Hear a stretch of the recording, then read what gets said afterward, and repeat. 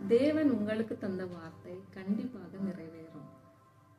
இன்றைக்கும் 2 ராஜாக்கள் 7ஆம் அதிகாரத்திலிருந்து ஒரு நிகழ்ச்சியை பார்க்கலாம்.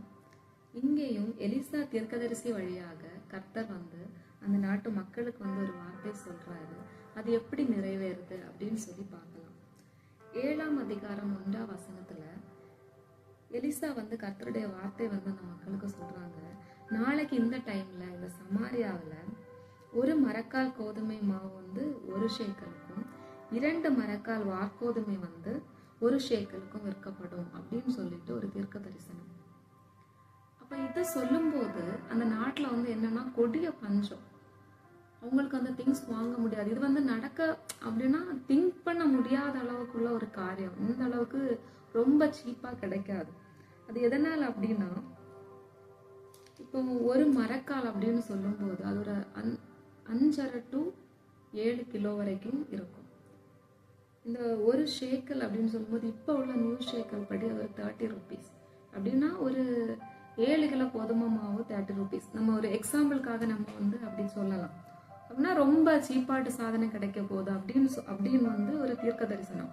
ஆனா அந்த நாட்டுல கொடிய பஞ்சம். இது நடப்பதற்கான எந்த ஒரு வாய்ப்புமே இல்லை அப்படின்னு தான் எல்லாருக்குமே தோணும். இது எப்படி நடக்கும் அப்படின்னு மட்டும்தான் தோணும்.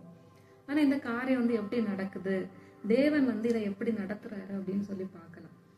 இதுல இன்னொரு பக்கம் நீங்க பாத்தீங்க அப்படின்னா, இந்த நாட்டை மேற்கொள்ள சீரியர்கள் அவருடைய இராணுவத்தோடும் அவர்களுடைய குதிரை படையோடும் அவருடைய சேனைகளோடும் அப்படியே வெயிட் பண்ணிட்டு இருக்காங்க.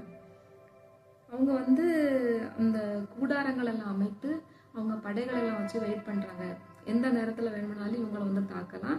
சேம் டைம்ல இவங்களுக்கு பஞ்சம் வேற, அடுத்த நாட்டுல உள்ளவங்க எங்களை தாக்க போறாங்க அப்படின்னு உள்ள ஒரு பயம் வேற. இப்ப நான் இங்க ஆண்டவர் ஒரு காரியத்தை செய்யறாரு. 6ஆவது வசனத்துல நீங்க பார்க்கும்போது, ஆண்டவர் சீரியரின் இராணுவத்திற்கு ரதங்களின் இறைச்சலையும் குதிரைகளின் இறைச்சலையும் மகா இராணுவத்தின் இறைச்சலையும் கேட்க பண்ணினதினார். அப்படின்னா உண்மையிலேயே அந்த இறைச்சல் அவங்க இராணுவத்தோட வந்தாங்களான்னு கேட்டா அவங்க வரல. ஆனா என்ன ஆகுது அப்படின்னா, இந்த இறைச்சல் அந்த சீரியர்களுக்கு கேக்குது. உடனே அவங்க என்ன நினைக்குதாங்க அப்படின்னா, ஐயோ அவங்க 2-3 நாட்டுல உள்ளவங்க சேர்ந்து நம்மளை தாக்க வராங்க போல அப்படின்னு நினைச்சிட்டு இவங்க அந்த இருந்த எல்லாத்தையுமே விட்டுட்டு ஓடி போறாங்க. ஸோ எல்லாத்தையுமே அவங்க கூடார அமைச்சதுல நிறைய சாப்பாடு ஐட்டம், வெள்ளி பொண்ணு அப்படின்னு உள்ள நிறைய ஐட்டங்கள்லாம் இருக்குது. அவங்களுடைய குதிரை படைகள் எல்லாமே நிக்குது. இது எல்லாத்தையுமே விட்டுட்டு ஓடி போறாங்க. அப்ப அப்படியே இருக்கும்போது 4 குஷ்டரோகிகள் என்ன பண்றாங்கன்னா, நம்ம இங்க இந்த தேசத்துல இருந்து ரொம்ப பஞ்சம், இங்க இருந்து நம்ம எதுக்கு சாகணும் அப்படின்னு சொல்லி அவங்க என்ன பண்றாங்க, அங்க போய் நம்ம ஏதாவது எடுத்து சாப்பிடலாம் அந்த சீரியர்கள் கூடாரத்திற்குள்ள அப்படின்னு சொல்லி பிளான் பண்ணி அங்க இவங்க போற டைம்ல பார்த்தா அந்த கூடாரத்துல பார்க்கும்போது அங்க யாருமே இல்லை சீரியர்கள்.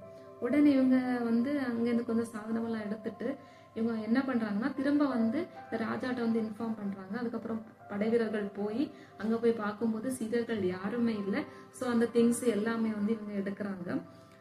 அந்த எலிசாவின் மூலமாக அந்த உரைக்கப்பட்ட அந்த தீர்க்க தரிசனம் நீங்க 16ஆவது வசனத்துல பாத்தீங்கன்னா, அப்போ சீரியரின் பாளையத்தை ஜனங்கள் எல்லாரும் கொள்ளையிடுறாங்க. விச் மீன்ஸ் எல்லா திங்ஸையுமே அவங்க எடுக்கிறாங்க. கர்த்தருடைய வார்த்தையின்படி அந்த 1 மரக்கால் கோதுமை 1 ஷேக்கலுக்கும் 2 மரக்கால் வார்கோதுமை 1 ஷேக்கலுக்கும் விற்கப்பட்டது.